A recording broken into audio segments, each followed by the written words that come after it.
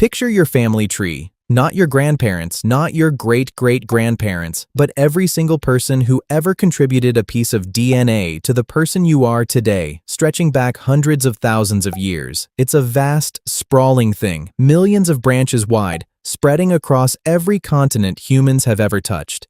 Now imagine that tree narrowing.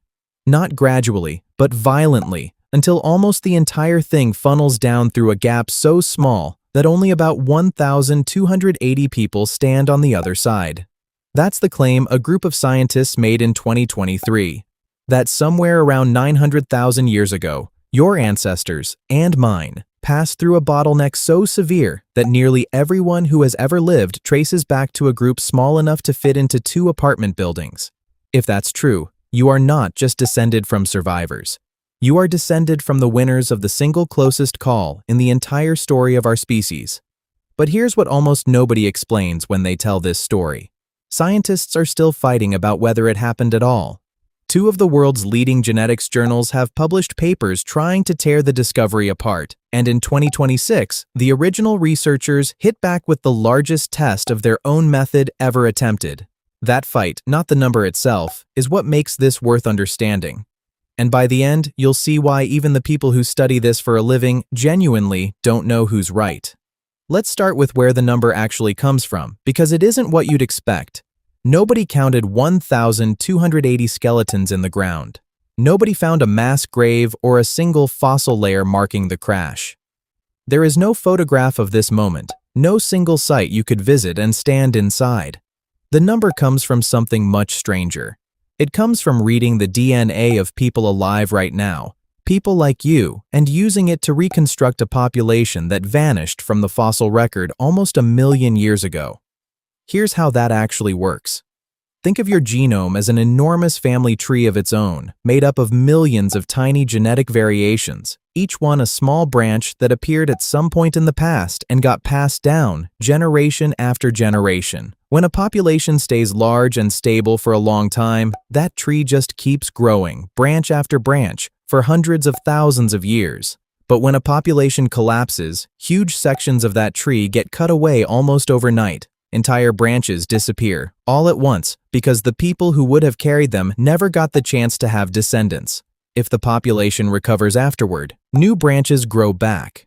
But they grow back differently, and if you know exactly what you're looking for, you can still see where the tree was cut, buried underneath everything that grew on top of it afterward. Every person alive today is, in a sense, carrying a fossil. Not one made of bone, one made of code. In 2023, a researcher named Wang Jiehu and his team went looking for exactly that kind of cut. They analyzed genomic data from more than 3,000 living people, using a method called FitCoal, built specifically to detect this kind of ancient scarring. And they found one. A section of the tree that looked like it had been sheared down to almost nothing, sometime between roughly 930,000 and 813,000 years ago, staying that thin for close to 117,000 years before recovering. Sit with that number for a second. 117,000 years. For context, all of recorded human history, every pyramid, every war, every book ever written, fits inside about 5,000 years. This proposed crisis lasted more than 20 times longer than that. An entire species, if the model is right, spent longer teetering on the edge of non-existence than it has spent building everything we now call civilization. What makes this more than just a strange pattern in some data is that it lined up with something else entirely. Something researchers had been quietly puzzled by for decades. Homo erectus, one of the most successful hominins to ever walk the earth, left behind a rich, reliable fossil trail for over 1 million years, turning up again and again across Africa and Asia. Then, in a window running from roughly 950,000 to 650,000 years ago, that trail goes strangely quiet across huge parts of that range. Not a slow fade, a drop-off. 2 completely different kinds of evidence, one written in stone, one written in living cells, both pointing at the same narrow stretch of time, discovered decades apart by people who weren't even looking for each other's answer. For a moment, that looked like the end of the story. A clean, satisfying answer, backed by 2 independent lines of proof, published in one of the most respected scientific journals on Earth. Then the evidence started fighting back. In 2025, a paper in the journal Genetics went straight at the method itself. The researchers ran their own simulations and found something uncomfortable hiding inside fit coal. A population that only declined mildly, one that never came anywhere close to a true collapse, could still fool the method into drawing a cliff that was never really there. Their conclusion was blunt. The bottleneck was likely a mirage, a shape produced by the tool, not by history. If that were the end of it, this would already be an interesting story. But it isn't the end. It's barely the middle. Weeks later, a second team, publishing in Molecular Biology and Evolution, tested the severe crash model directly against simpler explanations. And the severe crash lost. It explained the underlying data worse than the alternatives did. Two separate teams, using two separate approaches, both arriving at the same uncomfortable conclusion within the same few months. By early 2025, one of the most dramatic discoveries in modern human evolution looked like it was quietly falling apart under its own math. And then came the counterattack. In July 2026, a team led by Sume Zhou returned to the same argument, in the same journal, but with the math scaled up to a level that's hard to picture. 10 billion simulated population histories. Not 10, not 10,000.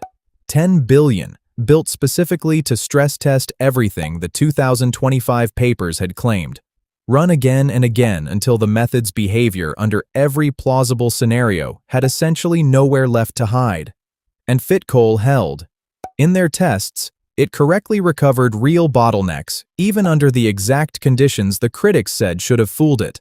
They also directly challenged a specific claim from the critics that the signal only showed up in African genomes, arguing instead that it appears in both African and non-African populations alike. Their conclusion was that the cut in the tree is real, which means that right now, today, while you're watching this, nobody actually agrees.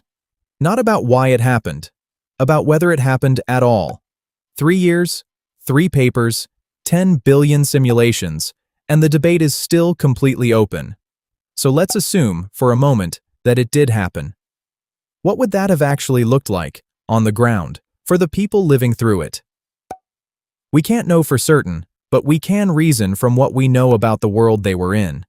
A group that small couldn't have lived in one place. Small populations spread thin fracture into tiny scattered bands, some in isolated valleys, some clinging to coastlines, some following rivers that hadn't yet dried up. Contact between groups would have been rare, maybe once every few seasons, maybe less. Losing a single skilled hunter, a single woman capable of bearing children, a single harsh winter in the wrong place at the wrong time. Any one of those could have ended an entire lineage without anyone else on the continent ever knowing it happened. There would have been no way to know how many other bands even still existed. No way to know if your small fire, burning on some ridge somewhere, was one of 100 still lit, or one of the last. That is what an effective population of 1,280 actually implies if it's real, not a single tribe huddled together. A scattering of near-invisible threads, any one of which could have simply gone dark, taking an entire branch of the future down with it.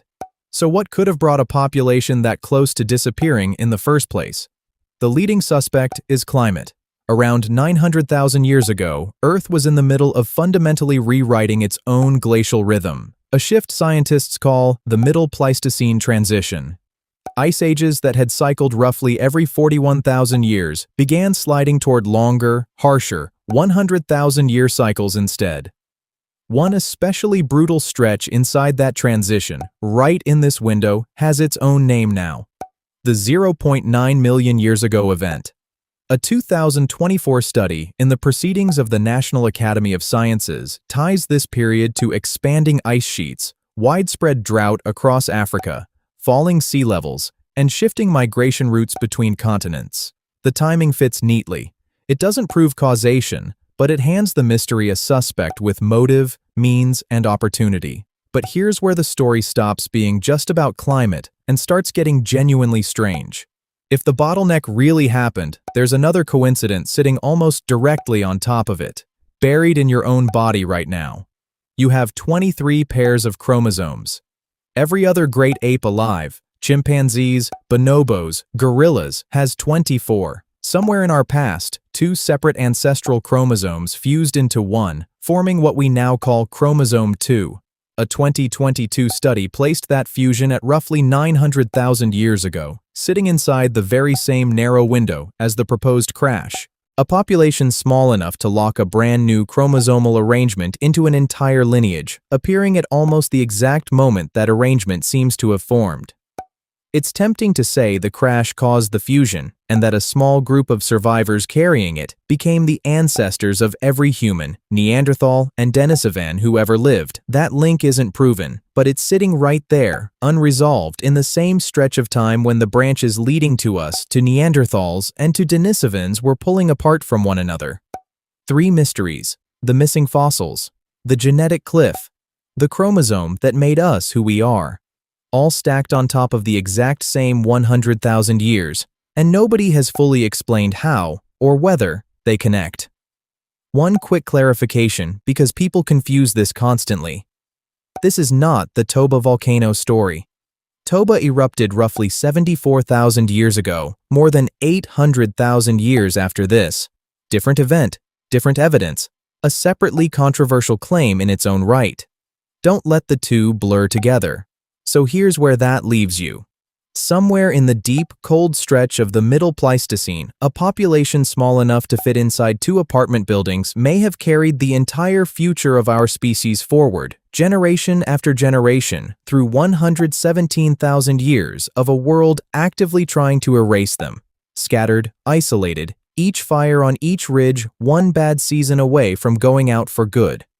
Or that number was never real at all. A shape conjured by a method that got fooled by its own assumptions, and the truth is quieter, messier, harder to pin down than a single dramatic figure. Earth's climate really did go through a major transformation in this exact window. The fossil record really does go quiet across huge parts of Africa and Eurasia during it, and in 2023, one of the most respected scientific journals in the world really did publish evidence of a genetic cliff sitting right where the fossils disappear. That much is solid ground. What isn't solid, what is still being argued over in papers published this year, is whether that cliff represents something that actually happened to the people you descend from, or an illusion created by the very tool built to search for it. Maybe 1,280 people really did stand between your existence and nothing at all. Maybe, on some ridge, in some valley, one specific person's decision to keep walking instead of giving up is the reason you're watching this right now. Or maybe the number was never real, and the true story is something we haven't found yet. Right now, the scientists who study this for a living still don't know. And somewhere in that uncertainty is the strangest fact of all. You might be here today not because of a straightforward chain of survival, but because of a near miss so narrow, so poorly documented, that we're still arguing about whether it happened, using nothing but the DNA sitting inside you right now.